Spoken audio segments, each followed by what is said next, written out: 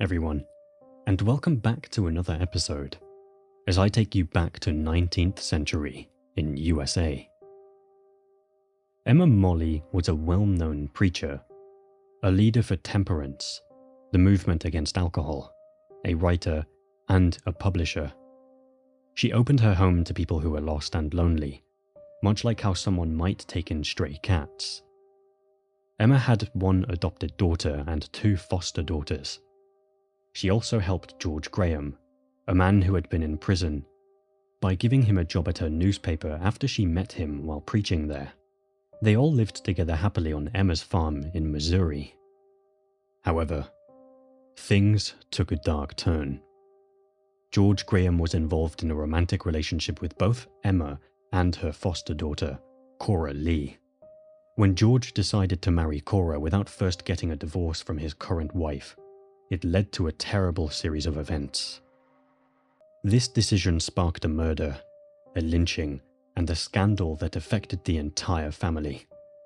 Emma's home, once a place of refuge, became the center of a shocking tragedy. During the winter of 1884 to 1885, Emma Molley, a famous leader of the Women's Christian Temperance Union, organized a series of meetings in Springfield, Missouri, to promote the temperance movement which aimed to reduce alcohol consumption. She was accompanied by her foster daughter, Cora Lee, who was 23 years old. As the revivals progressed, they were joined by George E. Graham, a man who had previously worked for a temperance newspaper called The Morning and Day of Reform, which Emma published in Washington, Kansas. Although George was 12 years older than Cora Lee, he began to show interest in her and started courting her. This new relationship added a twist to their time in Springfield, as Emma supported both the temperance cause and the budding romance. Emma Molley first met George Graham during a revival meeting she had held at Indiana Prison, where he was serving time for forgery. This was actually George's second time in prison.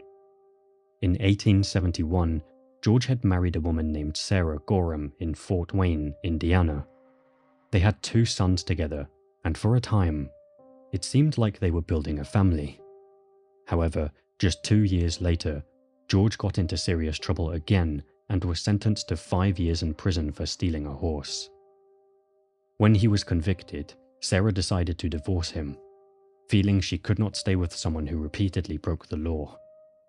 After George served his time and was released from prison in 1878, he and Sarah reconciled and remarried, hoping to start fresh. Sadly, their troubles were not over. The following year, George was convicted once again, this time for forgery. Even though her family advised her to leave him again, Sarah chose to stand by George and did not divorce him this time.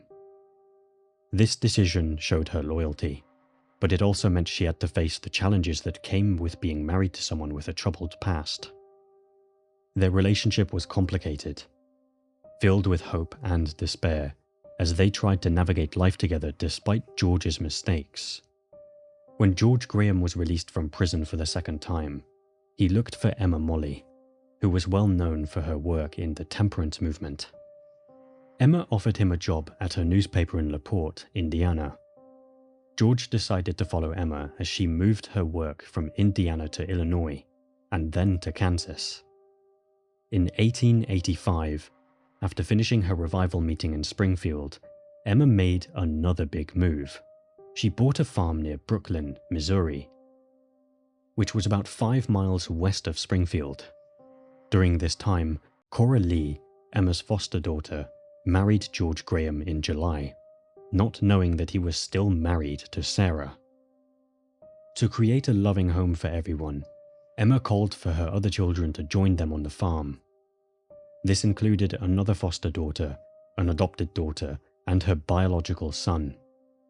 Meanwhile, George contacted his first wife, Sarah, who was living in Fort Wayne. He asked her to bring their two sons to St. Louis, where he would pick them up and bring them to live with him and Cora Lee in Brooklyn. While Emma was away, attending another series of revival meetings, George travelled to St. Louis to meet Sarah and pick up his boys. Sarah arrived as planned, but instead of just dropping off the children, she insisted on coming along to Springfield. George left his sons with friends in Springfield for safekeeping, and then he took Sarah to the new farm in Brooklyn. This created a complicated situation, as George was now living with both Coralie, his new wife, and Sarah, his first wife, all while trying to manage his responsibilities as a father. When George Graham brought Sarah to the farm, things took a tragic turn. He shot her in the chest and then disposed of her body by throwing it down an old well. After this terrible act, he lied to his 13-year-old son, Charlie, telling him that he had left Sarah in Springfield. He instructed Charlie that if anyone asked about her, he should say she was still in St. Louis. George then moved his two sons to the farm to live with Emma Molly and her family. They all tried to settle into a new life together, but the shadow of what had happened loomed over them. Around Christmas in 1885, Sarah's family started to worry about her when they hadn't heard from her. They began asking questions about her whereabouts. Greene County constables came to speak with George Graham to find out what he knew. He claimed he had last seen Sarah in St. Louis, but deep down, he knew he was in serious trouble. In a desperate attempt to escape the consequences of his actions, George tried to cash some forged checks to gather enough money for a getaway. However, his plan fell apart when the fraud was discovered before he could leave town. Realizing he might be caught, George was anxious and scared. Emma Molly, trying to help, made restitution with the bank to cover the forged checks. She even told Constable O'Neill that she believed Sarah Graham was working at a disreputable place in St. Louis, thinking that would put an end to the investigation. Satisfied that the matter was settled, Emma then left for Peoria, Illinois, to hold another revival meeting, unaware of the dark secrets still haunting her household. In January of the following year, T.L. Brees, who was Sarah Graham's brother-in-law, came to Springfield to search for her. When he discovered that George Graham was married to Coralie, he decided to press charges against him for bigamy, which is when someone is married to more than one person at the same time. On January 29th, George was arrested for bigamy and taken to Greene County Jail. Brees suspected something was seriously wrong, so he teamed up with Constable O'Neill and another man from Springfield to search the farm for any signs of Sarah. However, Coralie stopped them from looking around, making it difficult for them to investigate. Despite this, the people of Brooklyn did not give up. They continued to push for a search on the farm. Finally, on February 25th, they discovered a shocking truth. At the bottom of an old, abandoned well, they found Sarah Graham's naked and partially decomposed body. She had been shot in the chest, confirming their worst fears. Following this discovery, Emma Molly and Coralie were both arrested in connection with Sarah's murder.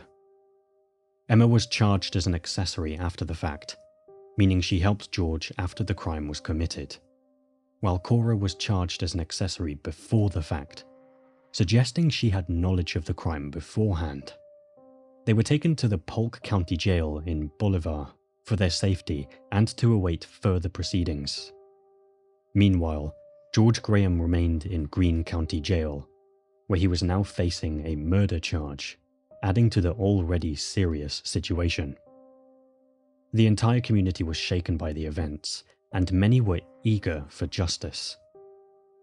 The preliminary hearing took place on March 12, 1886, and it drew a huge crowd to the Greene County Courthouse, with many people standing to witness the proceedings against Emma Molly and Coralie. The atmosphere was tense, as everyone wanted to know what would happen next. The prosecution aimed to show that both women were involved in the crime and had helped George Graham in planning the murder. They brought forward shocking evidence to support their case, hoping to convince the judge and the public of their guilt. The most damaging testimony came from George Graham's 13-year-old son, Charlie. He testified that he had seen his father, Emma, and Cora Lee in the same bed together on several occasions, which painted a picture of a complicated and inappropriate relationship. While in jail, George Graham was interviewed and admitted that he had been involved with both Emma and Cora for more than 3 years. His confession added weight to the prosecution's case, as it suggested that the women were not just innocent bystanders. As a result of the evidence presented during the hearing, both Emma Molly and Cora Lee were indicted, meaning they were formally charged with involvement in the crime. Emma was able to secure her release by posting a $5,000 bail, which was a significant amount of money at the time. However, Cora was not granted bail and had to remain in custody, which left her feeling anxious about what would happen next. The community buzzed with gossip and speculation about the trial, and many were eager to see how the case would unfold. As of April 27, 1885, George Graham had not yet been formally charged with a crime. His lawyers were trying to secure a writ of habeas corpus, which would allow him to challenge his detention. Meanwhile, a group of men in Springfield grew frustrated with the delay. Around 2 a.m., between 100 and 150 armed and masked men rode on horseback to the courthouse. They stormed into the jail, guarded the sheriff and his deputies, and took George Graham from his cell. They placed him in a wagon with a noose around his neck and drove him to Grant Beach Park. Under a scrub oak tree, they made him stand while they tied a rope to a branch above him.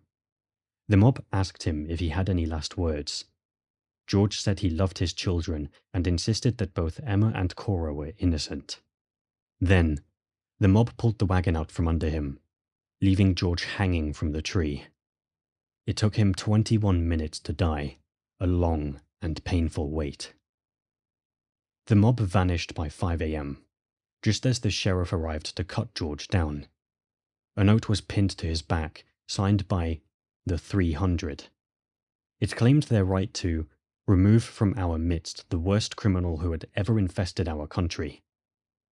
The note also threatened anyone who tried to find out who was involved in this act, saying they would be swiftly sent to hell, where all secrets are revealed. On May 10th, Emma Molly made a public statement to defend herself. She declared her innocence, explaining that her only mistake was trusting George Graham too much. She argued that the scandalous accusations against her were fueled by her role as a temperance lecturer. Emma pointed out, "There are no two classes of people whom in the world so readily believe a scandal about as a minister of the gospel and a woman. But when the two characters are combined, and a scandal can be cooked up that the public finds believable, it is devoured with delight." There were several more trials for Emma and Cora Lee, but by January 1888, both were found not guilty of Sarah Graham's murder. After the trials, Miss Molly moved back to her work, to the West Coast, where she managed to overcome the shame of the scandal and re-establish herself as a leader in the temperance movement before her death in 1909. Sarah Graham was buried in Maple Park Cemetery on March 13th, 1886, with the expenses covered by the people of Springfield, Missouri. Her tragic end was a reminder of the dark events that had unfolded in the community, leaving a lasting impact on those who lived there.